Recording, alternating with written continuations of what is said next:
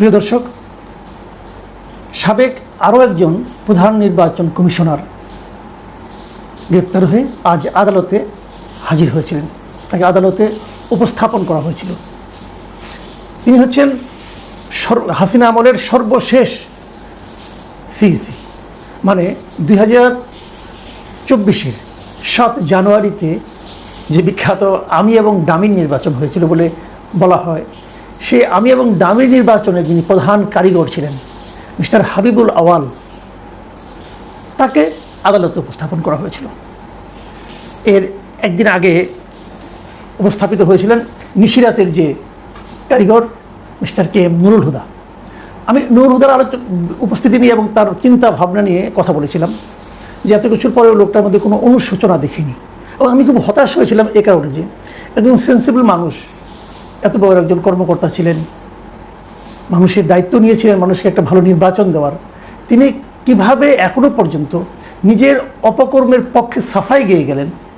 এবং এই যে নিজের অপকর্মের পক্ষে সাফাই গেয়ে যাওয়া, এর মাধ্যমে উনি কিন্তু কোনো ব্যক্তির কাছে, কারো কাছে মিনিমাম সম্মানিত হননি, বরঞ্চ তার প্রতি ঘৃণা আরও বেড়েছে।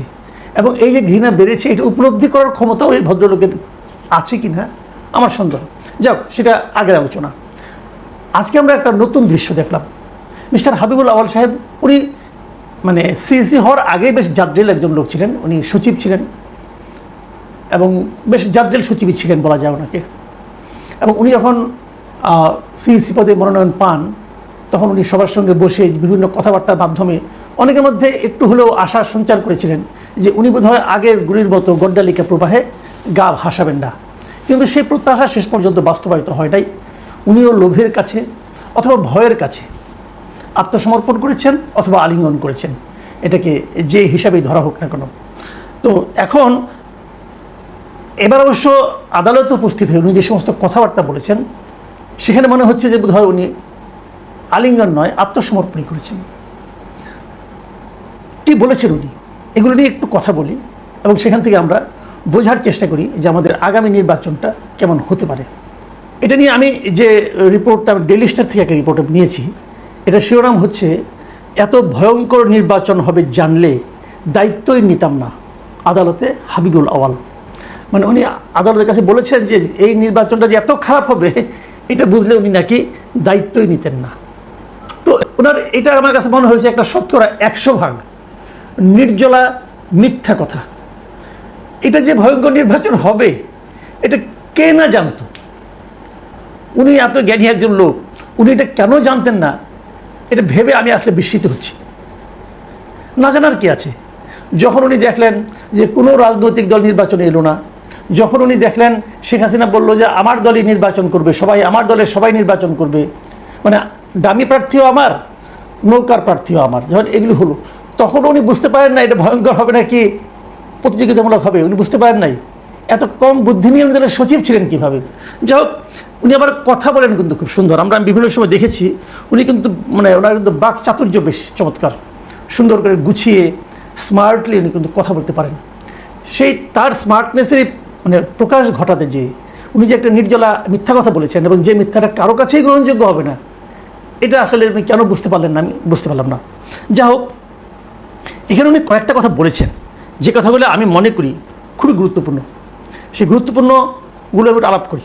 যেমন ওনাকে এই কথাই, যে কথাটি এখন এইমাত্র আমি বললাম আর কি, যে ভয়ঙ্কর নির্বাচন, তখন এটা জেনে ওই আদালতের যিনি বিচারক ছিলেন তিনি কিন্তু প্রশ্ন করেছেন যে আপনি যদি নির্বাচনের আগে যে অবস্থা আপনি দেখছেন, দেখার পর তাহলে আপনি পদত্যাগ করলেন না কেন? আমি কিন্তু সবসময় এই কথাটাই বলি, যারা নির্বাচনে দায়িত্ব নেন তারা যদি নিজের মতো করে একটা নির্বাচন পরিচালনা করতে না পারেন, যদি বুঝেন যে প্রশাসন আমাকে হেল্প করবে না, সরকার আমাকে হেল্প করবে না, তাহলে তো আপনার তো পদত্যাগের একটা অপশন আছে। আপনি যদি পদত্যাগ করে যান তাহলে তো সরকার একটা উল্টো চাপে পড়ে যায়। কেন পদত্যাগ করলেন না? উনি একটা খোঁড়া যুক্তি দিয়েছেন। উনি বলছেন যে আমার এক বন্ধু আমাকে জিজ্ঞাসা করেছিল এই যে তুমি পদত্যাগ মানে কেন করলে না। উনি বলছেন যে এই অবস্থায় পদত্যাগ করা সম্ভব ছিল না। কেন সম্ভব না হওয়ার কি আছে? সম্ভব না হওয়ার কি আছে ভাই? কাগজে লিখে দেবেন যে এই অবস্থায় যে নির্বাচন হচ্ছে এই নির্বাচন জনগণের প্রত্যাশা মেটাতে পারবে না, কাজে এমন নির্বাচন পরিচালনা আমার পক্ষে সম্ভব না, শেষ। তাহলে আপনি কিন্তু আজকে হিরো হয়ে থাকতেন। কিন্তু যে লোভ, 2 বছর হয়েছে, আরও 3 বছর সামনে আছে, বড় বেতন, নানা ধরনের সুযোগ সুবিধা, দামি গাড়ি চলার ব্যবস্থা, পরিবারের জন্য নানা রকম অর্থনৈতিক সুযোগ সুবিধা, হয়তো ওনার আগে অনেক কিছু ছিল, তারপরে আরও বেশি পেলে কে ছাড়ে, ওনারও সেই মানসিকতায় কাজ করেছিল। কাজেই লোভটা ছিল ভাই। আপনি এখন ওই বড় বড় কথা বলতে কোনো লাভ নাই। তবু উনি বলেছেন, তবে উনি কিছু কথা বলেছেন, এই আত্মোপলব্ধিগুলি আমার মনে হয় যে একটু উচ্চারণ করা দরকার। যেমন উনি বলেছেন, উনি এর আগের নির্বাচনগুলির কথা বলেছেন। উনি বলেছেন যে ৭২-এর সংবিধান প্রণয়নের ৩ মাসের মাথায় অনুষ্ঠিত ১৯৭৩ সালের নির্বাচনে আওয়ামী লীগ ২৯৩টি আসন পায়। সেই নির্বাচনও সুষ্ঠু ছিল না। ৭৩-এর নির্বাচনটা সুষ্ঠু ছিল না। এটা হলো হাবিবুর আওয়ালের উপলব্ধি। আমার জানতে খুব ইচ্ছা করে, এই কথাটা কি উনি শেখ হাসিনাকেও বলতে পেরেছিলেন, নাকি এখন কাঠগড়ায় দাঁড়িয়ে ওনার উপলব্ধিটা হলো? তারপরে বলেছেন উনি, ক্ষমতার লোভ এমন যে শেখ মুজিবও তা সামলাতে পারেনি। ভালো, অতি উত্তম। ৯৬ সালে আওয়ামী লীগ তত্ত্বাবধায়ক সরকারের জন্য আন্দোলন করে, পরবর্তীতে তারাই আবার দলীয় সরকারের অধীনে নির্বাচন দিতে সংবিধান সংশোধন করে। উনি এটি বোঝানোর চেষ্টা করছেন যে ক্ষমতার লোভটা বড় খারাপ, এবং যারা নাকি ক্ষমতায় যায় তারা ক্ষমতায় টিকে থাকার জন্য নৈতিক অনৈতিক কোনো কিছুরই কোনো পরোয়া করে না, যা দরকার না তাও করে, যা দরকার সেটাও করে। তো এইভাবে যেন উনি ব্যাখ্যা দিচ্ছিলেন, বোঝানোর চেষ্টা করছিলেন নিজের অবস্থানটা, তখন ওখানে যারা পাবলিক প্রসিকিউটর ছিলেন তিনি উত্তেজিত হয়ে যান এবং বলেন যে হাবিবুল আওয়াল সাহেব নিজেকে জাস্টিফাই করছেন, তার এই সমস্ত বক্তব্য দেওয়ার সুযোগ নাই। তখন আবার ওই যে হাবিবুল আওয়াল সাহেব তার সেই বহুল পরিচিত স্মার্টনেস শো করে বলেন, জাস্টিফাই না করতে দিলে রিভলভার দিয়ে গুলি করে মেরে ফেলেন। এগুলো না আগেও বলেছেন, নানা রকম কথাবার্তা, চমক সৃষ্টিকারী কথাবার্তা। তবে এখানে আমি একটা কথা বলি, পাবলিক প্রসিকিউটরের এই যে উত্তেজিত হয়ে যাওয়া এবং কোনো কিছু দেওয়ার জাস্টিফিকেশন দেওয়ার সুযোগ নাই, হ্যান নাই তেন নাই, এগুলো বলাও না আমি কোনো মনে করি ঠিক না। ঠিক না এই কারণে, ওনাকে যদি বিচারক অ্যালাউ করেন তাহলে আপনি কে তাকে কথা বলতে না দেওয়ার? আর একজন লোককে আপনি কথা বলতে দেবেন না কেন? আপনাদের এই জিনিসগুলো বুঝতে হবে। আপনি তো দলীয় লোক না রে ভাই। এই ভদ্রলোক যত কথা বলবে তার কথার ভেতর থেকেই কিন্তু তার অপরাধসমূহ বের হয়ে আসে। তাকে সেই সুযোগটা থেকে আপনি বঞ্চিত করবেন কেন? আর আমাদেরকে বঞ্চিত, এই যে জাস্টিফাইগুলো যদি না দিতেন তাহলে ৭৩-এর নির্বাচন অথবা শেখ হাসিনার ক্ষমতার লোভ, এই পয়েন্টগুলোই বা আমরা কীভাবে পেতাম? এতে কথা বলতে দেওয়া উচিত। এরপর যিনি পাবলিক প্রসিকিউটর থাকবেন, আমি মনে করি তাদের এটা মাথায় রাখা উচিত যে আমি প্রতিরোধ করলাম, কথা বলতে দিলাম না, চিৎকার চেঁচামেচি করলাম, তাহলে আমি খুব ভালো প্রসিকিউটর হয়ে গেলাম। সেটা এরকম না। আপনাকেও মাথা ঠান্ডা রাখতে হবে। হ্যাঁ, দলীয় একটা ব্যাপার তো আছেই। আপনারা তো যারা পাবলিক প্রসিকিউটর হয়েছেন তারা তো আর দলীয় বিবেচনাতে হয়েছেন, বিশাল জ্ঞানের কারণে যে হয়ে গেছেন তা তো না, এটা তো বুঝি আমরা। তো দল করেন ভাই, কোনো সমস্যা নাই, কিন্তু আইনগুলো মেনে চলেন, আইনের মধ্যে থাকলে ভালো হয়। এখন যে সবচেয়ে গুরুত্বপূর্ণ যে কথাটা বলবো, হাবিবুল আওয়াল এখানে দাঁড়িয়ে একটা গুরুত্বপূর্ণ কথা বলছেন। সেই গুরুত্বপূর্ণ কথাটা হলো, উনি বলেছেন, উনি নির্বাচন কমিশনের যে অসহায়ত্বটা সেটা আসলে তুলে ধরেছেন। তুলে ধরে উনি বলেছেন, মৌলিক সংস্কার ছাড়া আগামী ১০০০ বছরেও এদেশে সুষ্ঠু নির্বাচন সম্ভব নয়। এই কথাটা আমার কাছে মনে হয়েছে একটা $1 মিলিয়ন স্টেটমেন্ট।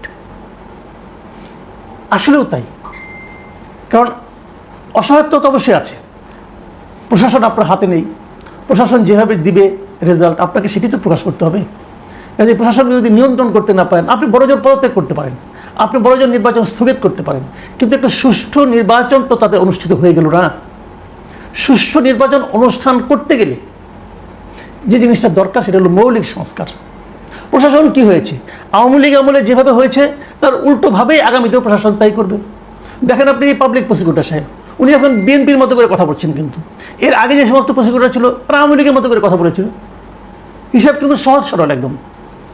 এখন উনি যে দলের পারপাস সার্ভ করতে আসছেন সেই দলের মতো করবেন। এখন আগামীতে যখন ইলেকশনটা হবে, সেই ইলেকশনে যারা থাকবেন তারা যদি আওয়ামী লীগ আমলে নিয়োজিত, কোনো সমস্যা নাই, কিন্তু তারা আওয়ামী লীগ এখন বললে স্বীকার কেউ করবেন না, সবাই বলবেন। তারা তখন ভয়ে পড়ে, চাপে পড়ে, নানাভাবে অন্তরে ঘৃণা নিয়ে তারা আওয়ামী লীগের সার্ভিস দিয়েছেন, এগুলো বলবে সবাই কিন্তু। এবং ভাবখানে এরকম যে মনে প্রাণে আমি জিয়ার সৈনিক, আবার কেউ কেউ বলবে মনে প্রাণে আমি জামাতের সৈনিক, এগুলো বলবে আর কি। তাই তাদের সেই যে বলাটা যে সঠিক সেটা প্রমাণ করার জন্য আগামী নির্বাচনে তারা তাই করবে, কোনো না কোনো দলের পক্ষে কাজ করবে। কিন্তু নিরপেক্ষ হিসাবে কাজ করার যে মানসিকতা, সেটা এই পুরো আমলাতন্ত্রের মধ্যে নাই। তারা সবসময় তাকায় থাকবে যে আমাদের শীর্ষ যে সরকারের শীর্ষ ব্যক্তিত্ব তারা কি চায়, তাদের দিকে তাকায় থাকে। এবং তারা যদি চলে যায় তাহলে নতুন যারা আসবে তারা কি চায়, কারণ তারা যদি বুঝে যায় যে ক্ষমতায় বিএনপি আসছে, তাহলে দেখবেন সবাই বিএনপি হয়ে গেছে বিএনপিকে হাতে রাখার জন্য। কারণ বিএনপি তারা তো জানে এই দেশের প্র্যাকটিসটা কি। এই দেশের প্র্যাকটিস হলে যখন বিএনপি ক্ষমতায় আসবে, যে যে এলাকায় বিএনপি ফেল করবে সেই এলাকার যারা নাকি কর্মকর্তা আছে সবগুলো দেখবেন বদলি করবে। এটা তাদের বিশ্বাস। বাস্তবে হবে কিনা আমি জানি না, বাস্তবে না হলে খুশি হই, কিন্তু তাদের বিশ্বাসটা আছে। এই কথাটাই কিন্তু হাবিবুল আউয়াল সাহেব বলেছেন যে মৌলিক পরিবর্তন না হলে 1000 বছর এদেশে ভালো নির্বাচন হবে না। সেই মৌলিক পরিবর্তনটা কী করবে? এটা একটা $1 মিলিয়ন কোশ্চেন। কী করবে? আপনিও জানেন না, আমিও জানি না, ডক্টর ইউনূসও জানে না। ডক্টর ইউনূস যেভাবে সংস্কার করছেন, এই সংস্কারের মাধ্যমে মৌলিক পরিবর্তন হবে মনে হয় না। আসলে পরিবর্তনটা আসতে হবে জনগণের মাঝখান থেকে। সেই পরিবর্তনটা আনার জন্য যে পটভূমি তৈরি করা দরকার, যে এনভায়রনমেন্ট তৈরি করা দরকার, মানুষের মধ্যে যে মানসিকতা তৈরি করা দরকার, সেই জিনিসটা গত 10 মাসে ডক্টর ইউনূস 1 ইঞ্চিও করতে পারেননি। উনি এই 10 মাসে নিজের কাজগুলি করেছেন। জনগণের জন্য, গণতন্ত্রের জন্য উনি কোনো কাজই করতে পারেন নাই। মানুষের মধ্যে প্রত্যয় জন্মায় নাই। কাজে উনি যতই চিৎকার করে বলুন যে ইতিহাসের শ্রেষ্ঠ নির্বাচন এই জাতি আগামীতে দেখবে, আমার কাছে মনে হয়েছে উনি নির্বাচনও বুঝেন না, ইতিহাসও বুঝেন না, শ্রেষ্ঠও বুঝেন না।